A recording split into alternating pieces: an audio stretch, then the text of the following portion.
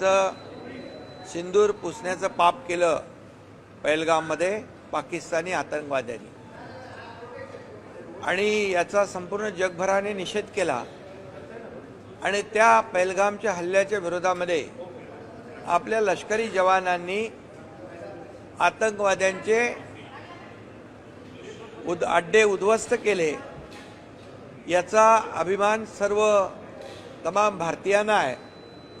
आणि या लष्कराच्या जवानाच्या पाठीमागे देशाचे प्रधानमंत्री नरेंद्र मोदीजी खंबीरपणे उभे राहिले आणि त्यांना सांगितलं, खून का बदला खून से, ईंट का जवाब पत्थर से, गोली का जवाब गोले से। आणि आपल्या लोकांनी देखील लष्कराने कुठल्याही सिव्हिलियनवर अटॅक होऊ दिला नाही, प्रिसाइज अटॅक झाला आणि ते आतंकवादी अड्डे उद्ध्वस्त केले। अशा प्रसंगामध्ये पाकिस्तानला ऑपरेशन सिंदूरच्या माध्यमातून एक जबरदस्त त्याला उत्तर या ठिकाणी लष्करी जवानांनी दिलेलं आहे।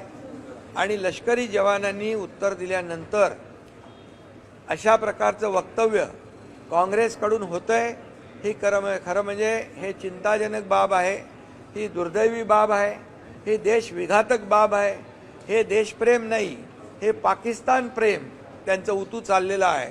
आणि म्हणून पाकिस्तानमध्ये देखील या सर्व नेत्यांनी काँग्रेसच्या बोललेल्या हेडलाईन झाल्या, देखो हिंदुस्तान में ये अटैक के बारे में क्या बोल रहे हैं। आणि म्हणून पाकिस्तानी बोलणाऱ्यांना हिंदुस्तानची जनता माफ करणार नाही, बिलकुल त्यांना सोडणार नाही, त्यांची जागा त्यांना दाखवणार। आणि म्हणून काँग्रेसचे जे कोणी नेते आहेत ते देखील यापूर्वी देखील राहुल गांधी यांनी देखील या पहलगामच्या हल्ल्याच्या विरोधामध्ये ते आपल्या लष्कराच्या जवानांनी केलेला अटॅक त्याचा हिशोब विचारता, किती ड्रोन पडले, किती विमानं गेली, किती तास युद्ध थांबलं। अरे त्यांच्या पाठीशी उभं राहायला पाहिजे होतं।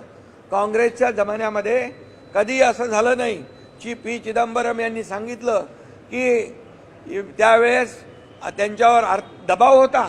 कोणाचा दबाव होता? हे देशभक्ती नाही, देशद्रोह आहे की आपल्या इथे मुंबईमध्ये साखळी बॉम्ब होत आहेत, 26/11चा हल्ला होतोय, त्यावेळेस अशा प्रकारचं सडेतोड उत्तर त्या तत्कालीन काँग्रेसच्या सरकारने दिल्लीच्या घ्यायला पाहिजे होतं, पण दुर्दैवाने त्यांनी त्यावेळेस ते धोरण घेतलं नाही। त्यावेळेस देखील मतांचं राजकारण केलं आणि म्हणून मी त्यांचा निषेध करतो, जाहीर निषेध करतो। आणि लष्कराला खऱ्या अर्थाने सल्यूट केला पाहिजे की पहलगामच्या लाडक्या बहिणींचा जो कुंकू पुसण्याचं पाप केलं त्यांना जशाच तसं उत्तर त्यांनी दिलं लष्कराने। आणि प्रधानमंत्री महोदय नरेंद्र मोदीजी यांचंही अभिनंदन करतो। त्यांनी म्हटलं की या ठिकाणी खून और पाणी एक साथ नहीं बहेगा, याला म्हणतात देशभक्ती, याला म्हणतात राष्ट्रभक्ती। आणि काँग्रेसने अशा प्रकारचं वक्तव्य केलं तर त्यांची कबर या देशातली जनता खोदल्याशिवाय राहणार नाही। कांग्रेस के बड़े नेता पृथ्वीराज चौहान का ये करना, कांग्रेस का कहना कि पहले दिन ऑपरेशन सिंदूर के पहले दिन भारत की हार हुई। ये भारत की हार बोलने वाले ये पाकिस्तान की जीत चाहते हैं क्या? पाकिस्तान की बोली बोलते हैं, भारत के खिलाफ बात करते हैं। ये काय के भारतीय है, ये काय की देशभक्ति है, ये काय की राष्ट्रभक्ति है? ये तो देशद्रोह है, ये देश से गद्दारी है, देश से बेईमानी है। और इसलिए ऐसे वक्तव्य करने वालों का मैं जाहिर निषेध करता हूं।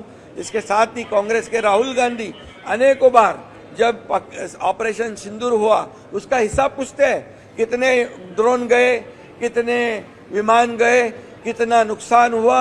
अरे पाकिस्तान के खिलाफ जो देश के लश्करों ने जो कार्रवाई की है, आतंकी अड्डों को उद्ध्वस्त किया है, कोई भी सिविलियन को तकलीफ नहीं हुआ है, प्रिसाइज अटैक किया है और पाकिस्तान को मुंह तोड़ जवाब दिया है, इसका गर्व पूरे देशवासियों को है। और इनको पाकिस्तान का गर्व है, देश 1 घंटा देश की हार हो गई, ऐसे बोलने वालों को जनता उनको सबक सिखाएगी। और जो वो मोदी जी के बारे में बोलते हैं कि कब्र खोदेंगे, तो उनकी कब्र ये देश की जनता खुद ब खुद खोदेगी। अभी लोकसभा में और आए हुए चुनाव में तो उन्होंने देखा है, आगे भी मैं इस बार चुनाव की राजनीति नहीं करता हूं, लेकिन देश के बारे में जो लश्कर और देश के जवानों के बारे में, प्रधानमंत्री जी के बारे में कोई गलत बात करेगा, उसको मुंह तोड़ जवाब इस देश की 140 करोड़ जनता दिए बिना नहीं रहेगी। और ये पूरी तरह पाकिस्तान का गुण गाना और भारत को हारता हुआ बताना ये देशद्रोह है, देश से गद्दारी है, देश से बेईमानी है।